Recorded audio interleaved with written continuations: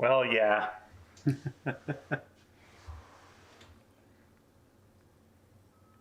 Okay. All right. My new favorite cup, by the way. All right. I have to bring this up. I was hoping never to have to bring this up again, but it keeps getting worse here in Canada. Again, we've had more delays with the vaccines coming in, even though we keep on saying it's ramping up, it's ramping up.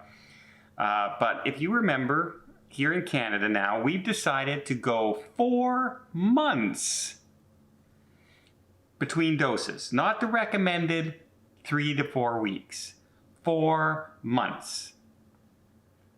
And now we have some medical professionals coming out after they've been studying that and saying, yeah, not a good idea.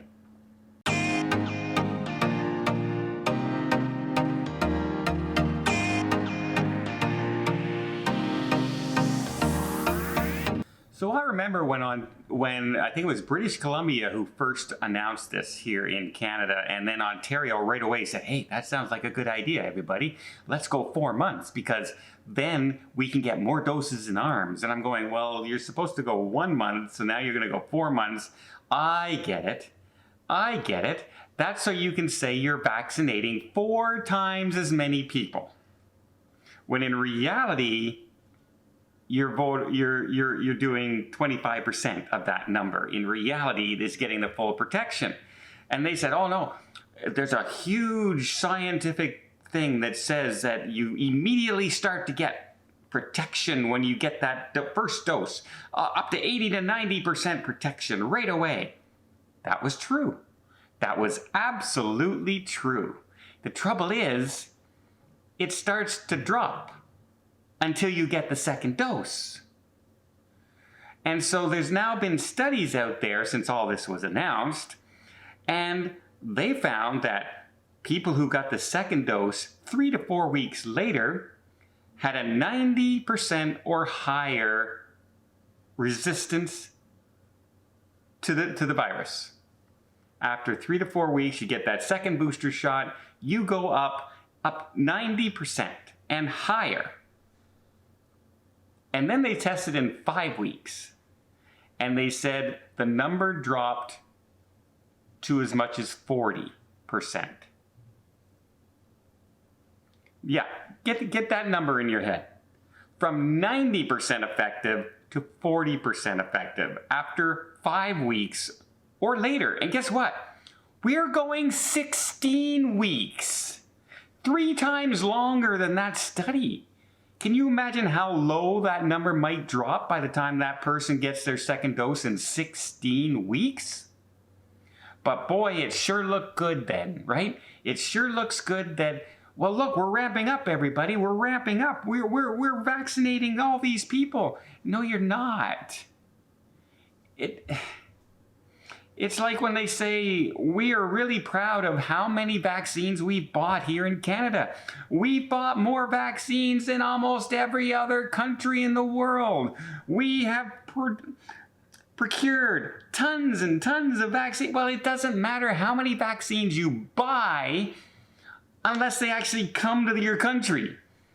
You know, if you're a starving guy and I say, hey, I bought a year's supply of food for you. Trouble is, it's in India, and it won't get here till next year. Doesn't matter how much food I bought you, you're still gonna starve. And that's how these vaccines have been rolling out. They keep saying, here it comes, we're on track, don't worry, here we go, here we go. They actually came out a couple weeks ago, the general in charge of the vaccines, and said, I think everybody in Ontario will have their first dose by the end of June. Well, boy, that number's changed in only a couple weeks. To now, our second phase, you might get your first dose sometime by the end of July, the second phase, and there's 3 phases. So, yeah, you might get it. And also, they're jumping all over the place with who gets the vaccine, where, when. If you're in this county, this many people get the vaccine depending on the age group. And if you work in the hospital system, if you work in a hotel industry. Now it's, oh, by the way, if you work in a restaurant, you're going to get the dose before people who are in, who have underlying conditions and in phase 2. It's like it's a mess. The story is a mess now. And here's the plain truth. It's most effective, the virus, against the older generation. The older you are, the more complications you have, the more likely you are that this is going to hit you big time if it hits you. If you're 20, 25, 30, 35, 40, it's not going to hit you as strong. Nothing near what it would if you're 80 and 85. So why are we going to all these sections and subgroups, and this hospital worker gets it, the grocery store worker now gets it, oh, the bus drivers should get it first, oh, and then the policemen and the fire department should get it, the hospital ambulance drivers, the crossing guard should get it, the teacher should get it. All these people should get the vaccine first. Just go by age, right across the province. But no, they go, oh, you know what, Toronto has a lot, we've had to shut down Toronto a lot. We in Peel and that area in the cities, we better send more vaccines to them and vaccinate as many people as we can, even those like 30 and 40-year-olds, even though they're really not going to get sick from it, but we need to get our numbers down in the city. Here's how you get your numbers down. Vaccinate your most vulnerable, period. Don't wait 16 weeks to give the second dose when the science isn't there to prove it yet. Do what the manufacturer described to do, 3 to 4 weeks, vaccinate 90-year-olds, 85, 80, 75, 70, all the way down, right across the province. The more people, if you look at the mortality rate, it's 70 to 80% of people over the age of 80 that have passed away from this virus. So why are we vaccinating 20 and 30-year-olds anywhere? Anywhere. Why is it not just by age? I can understand, say, up north where it's very hard to get to hospitals and things like that. That's a different story. I'm talking regular cities and big cities in the country. Places that, why are we making special exemptions for all these different people? Is it because the unions are stepping up and saying, hey, we need to do us, we need to do us? No, you don't. Let's be honest. We need to vaccinate the most vulnerable first, period. And that is our highest age groups. And it's so much simpler to just go by age right across the board than trying to figure out who deserves what special interest group, what is the most vulnerable, all that. That's why it's taking so long to do anything in this country. Because we try to be overly politically correct. Where the simplest thing to say, and by politically correct, I mean special interest groups, teachers unions, restaurant owners, we're looking, we don't want to upset anybody, so that's how we're looking. That's what I mean by political correctness, not race or anything like that. But man, wouldn't it have been simple, guys? Like, okay, if you turn 80 in this year or older, you can get the vaccine. Okay, we're up to 80% of those people. Okay, starting next week, we're going to start doing everybody over 75, and then everybody over 70. And then you watch that mortality rate just drop like this. Because it does not matter how many people catch the virus if it doesn't really do any damage and doesn't really get anybody too sick. And that's what we have to watch for.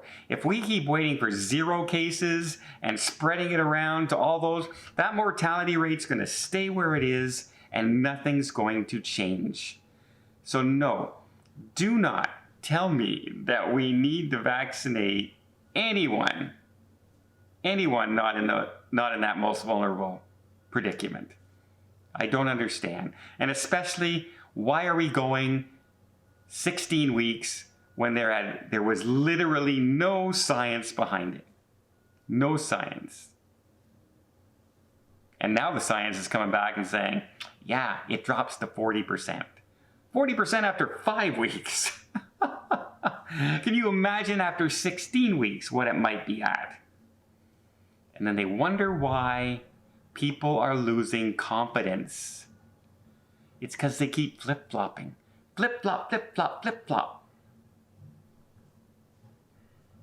I don't know. It seemed like a very simple thing to me to do. Hospitals, nurses and doctors, make sure that we're not losing our doctors and spreading it around in the hospitals. And then 90, 85, 80, 75, 70, 65, 60.